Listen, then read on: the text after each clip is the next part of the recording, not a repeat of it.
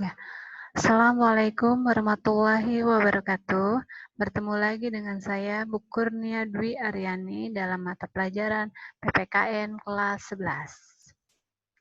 Semoga kalian semua dalam keadaan sehat walafiat, serta dalam lindungan Allah Subhanahu wa Ta'ala. Ya, oke.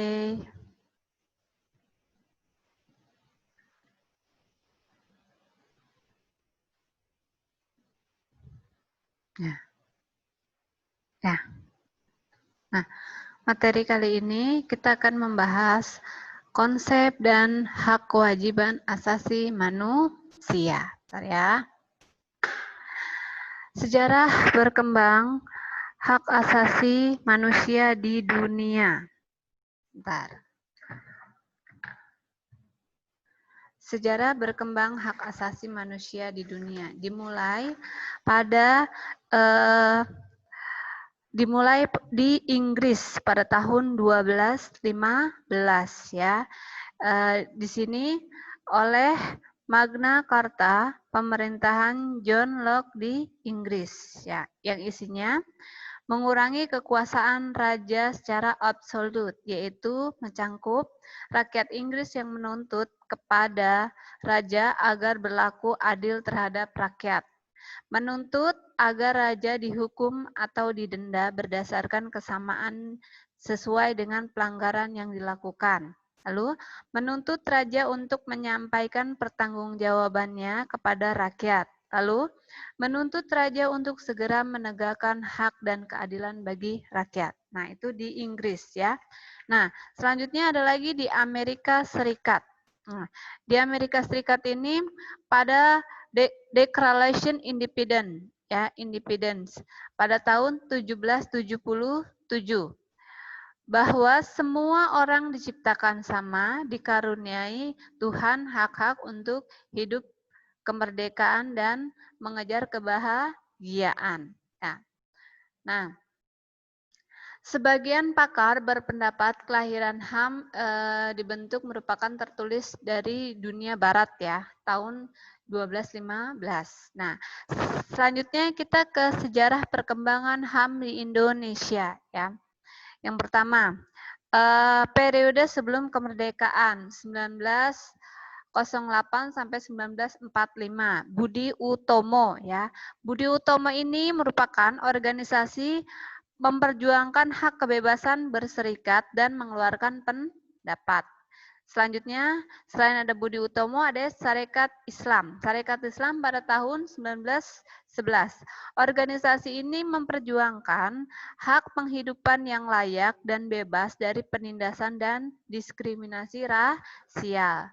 Lalu ada Indis Partij. Indis Partij ini pada tahun 1912 ya.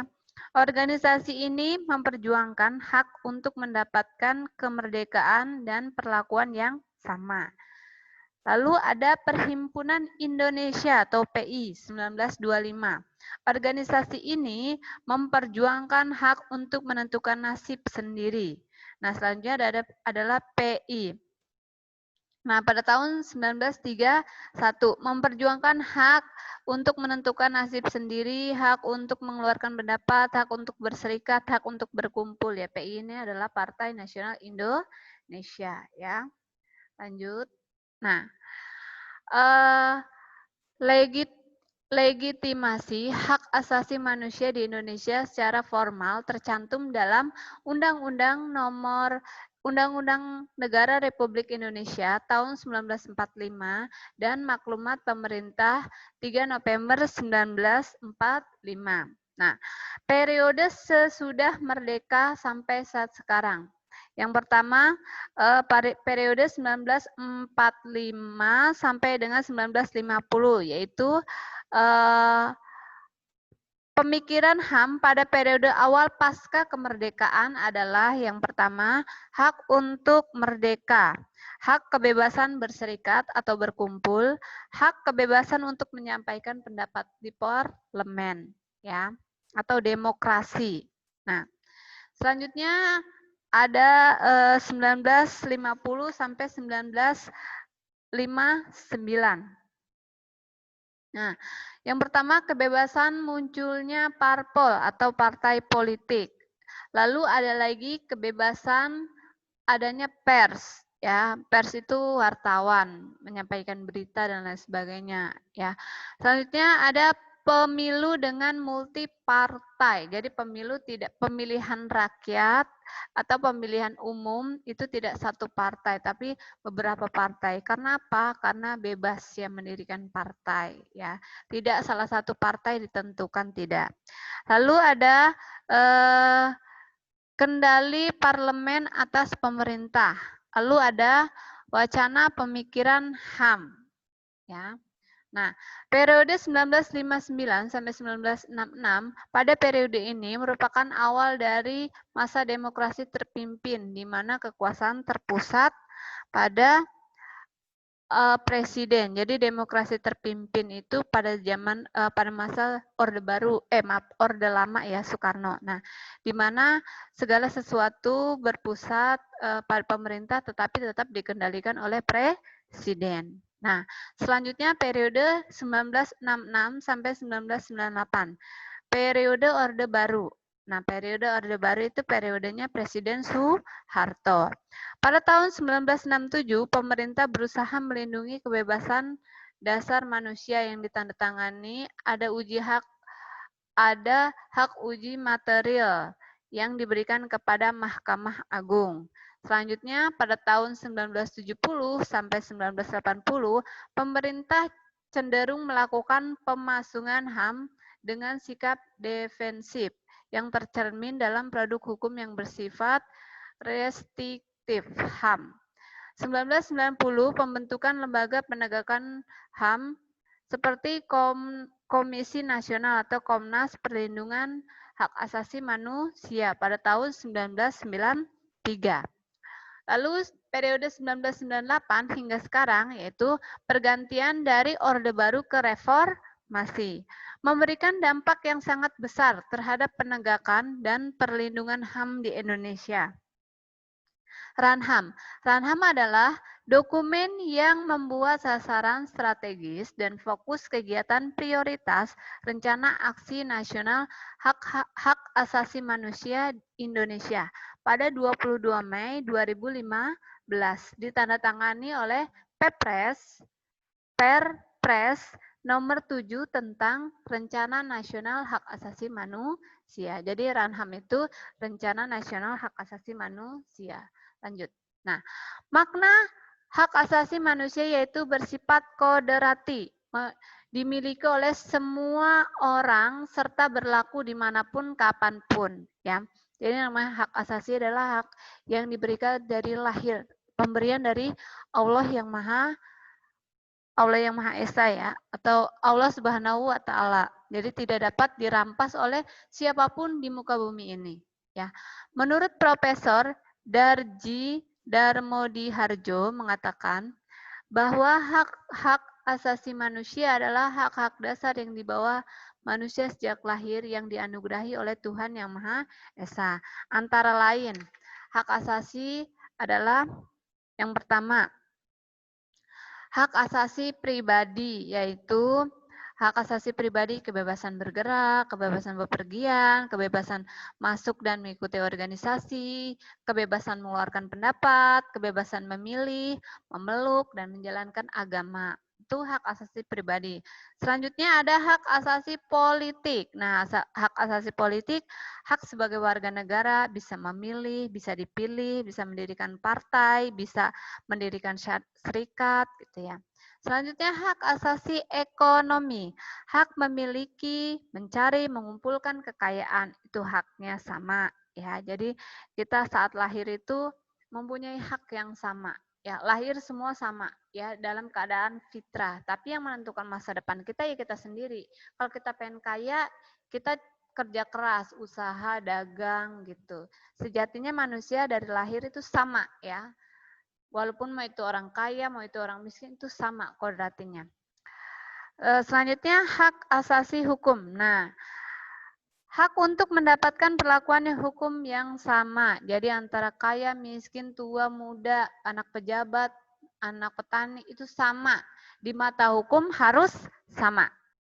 Selanjutnya, hak asasi sosial dan budaya. Hak untuk mendapatkan pendidikan, hak untuk mengembangkan berpartisipasi, hak untuk mendapatkan perlindungan karya cipta.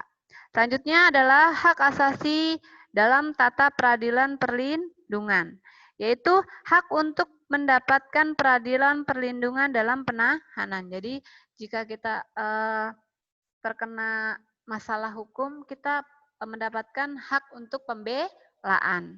Selanjutnya, hak asasi manusia memiliki beberapa ciri khusus, yaitu hakiki.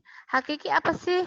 Hakiki adalah ada pada setiap diri manusia sebagai makhluk Tuhan. Hakiki ya. Selanjutnya universal. Universal adalah hak itu berlaku untuk semua orang di mana saja di dunia ya, tanpa memandang ras, agama, status, gender ya. Jadi universal. Permanen, yaitu permanen itu tidak dapat dicabut, haknya tetap selama orang itu masih hidup, tidak dapat dihapuskan.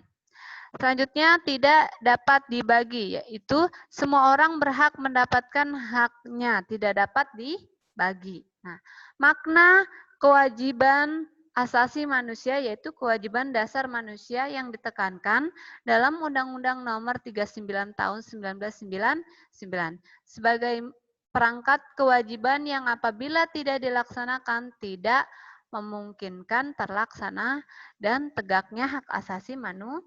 Ya. Nah, selanjutnya ada substansi dan kewajiban asasi dalam Pancasila.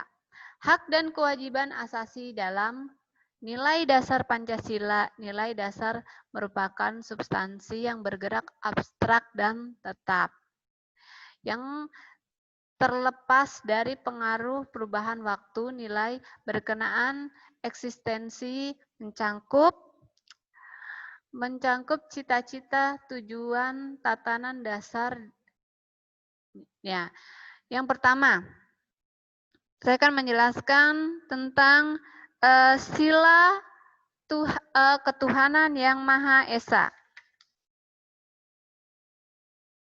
Nah, di sini sila ketuhanan yang Maha Esa merupakan nilai ketuhanan yang Maha Esa memberi jaminan dan hak bagi setiap warga negara memeluk agama, beribadah, dan menghormati perbedaan agama. Tidak boleh ada diskriminasi, intimidasi terhadap kegiatan agama yang dilakukan. Selanjutnya ada nilai kemanusiaan yang adil dan beradab, yaitu memberikan jaminan dan hak bagi warga negara untuk mendapatkan perlakuan yang adil setara baik di hadapan hukum dan undang-undang maupun kehidupan sehari-hari. Selanjutnya ada nilai persatuan. Nilai persatuan yaitu menuntut kewajiban bagi seluruh warga negara untuk memelihara persatuan dan kesatuan Indonesia. Lalu ada nilai kerakyatan yang dipimpin oleh hikmat kebijaksanaan dalam permusyawaratan perwakilan. Dibuktikan dengan adanya sistem demokrasi yang berjalan dengan baik. Sejauh ini sistem demokrasi di Indonesia bagaimana? Ya, sudah berjalan dengan baik atau tidak. Jadi nilai keadilan sosial bagi seluruh rakyat Indonesia menegaskan hak-hak yang harus diterima oleh setiap warga negara harus berupa keadilan dalam pendidikan, kesempatan mengembangkan diri, kebebasan berpendapat, dan hal lainnya yang berkaitan dengan hak dasar manusia. Nah, itu merupakan nilai-nilai Pancasila. Ya. Selanjutnya ada hak dan kewajiban asasi dalam nilai instrumen Pancasila. Ya.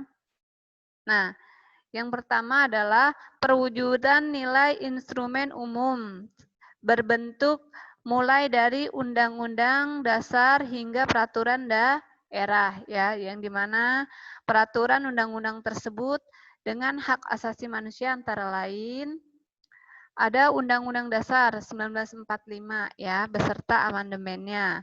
Lalu ada TAP MPR nomor 17 garis miring MPR garis miring 1998 tentang hak asasi manusia. Lalu ada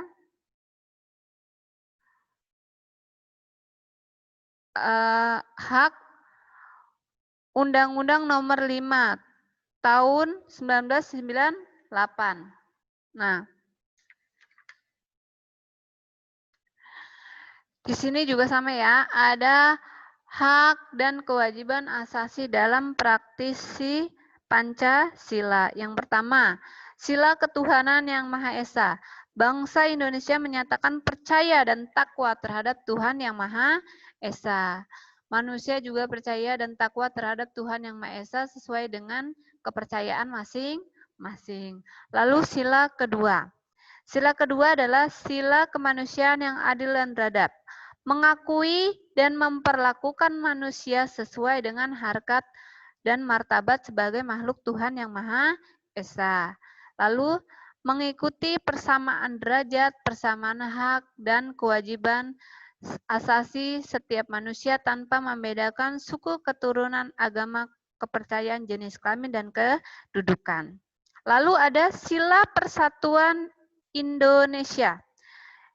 Mampu menempatkan persatuan dan kesatuan serta kepentingan keselamatan bangsa dan negara sebagai kepentingan bersama di atas kepentingan golongan. Lalu ada sila kerakyatan yang dipimpin oleh hikmat kebijaksanaan dalam permusyawaratan perwakilan. Sebagai warga negara dan warga masyarakat, setiap manusia Indonesia mempunyai kedudukan, hak, dan kewajiban yang sama. Lalu ada yang terakhir adalah sila keadilan sosial bagi seluruh rakyat Indonesia.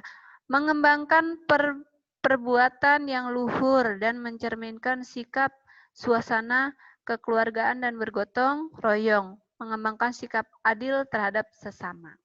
Nah, sudah. Lalu ada tugas ya. Tugasnya yaitu kalian mencari macam-macam hak asasi manusia yang tadi saya jelaskan. Kalian jabarkan. Lalu kalian juga mencari mengapa hak asasi manusia dianggap penting. Nah, itu kalian cari ya. Lalu tuliskan kewajiban asasi dan hak asasi manusia. Jadi ada kewajiban asasi dan hak asasi manusia. Kalian tuliskan mana kewajiban asasi, mana hak asasi manusia. Nah, nanti kalian insya Allah saya tulis di kolom tugas ya. Di kolom tugas nanti kalian bisa langsung kirim di situ. Jangan kirim via email ya. Kalau saya lupa bolehlah kirim via email ya. Yaudah, saya akhiri. Wassalamualaikum warahmatullahi wabarakatuh.